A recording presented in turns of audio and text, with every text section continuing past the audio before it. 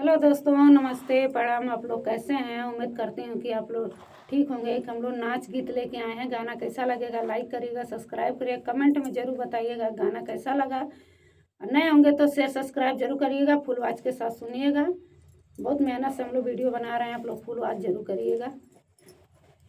पियवा त गइले विदेश छोटी नदी, पियवा त गइले विदेश छोटी नदी, पियवा त गइले विदेश छोटी नदी, पियवा त गइले नीक नाही लागे घरे अंगनवा छोटी नदी, नीक नाही लागे घरे अंगनवा छोटी नदी, नीक नाही लागे घर जाई के कहतु ननदो सास ससुर से, जाई के कहतु ननदो सास ससुर से, हमके भेजा देना हरवा छोटी नदी, नीक नाही लागे घरे अंगनवा छोटी नदी, नीक नाही लागे घरे अंगनवा छोटी नदी, जाई के कहतु ननदी जेठ जेठानी से, जाई के कहतु ननदो जेठ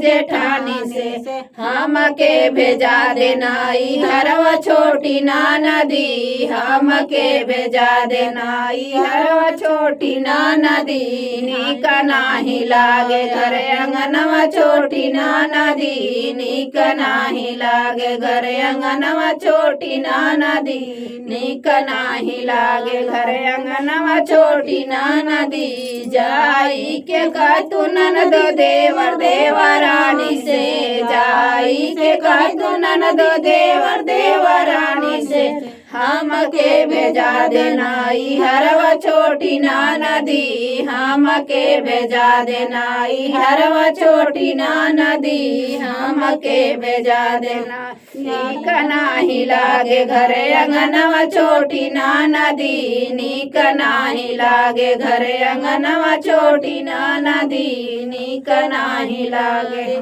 पियवा त गइले विदेश छोटी नदी, पियवा त गइले विदेश छोटी नदी, नीक नाही लागे घरे अंगनवा छोटी नदी, नीक नाही लागे घरे अंगनवा छोटी नदी, नीक नाही लागे।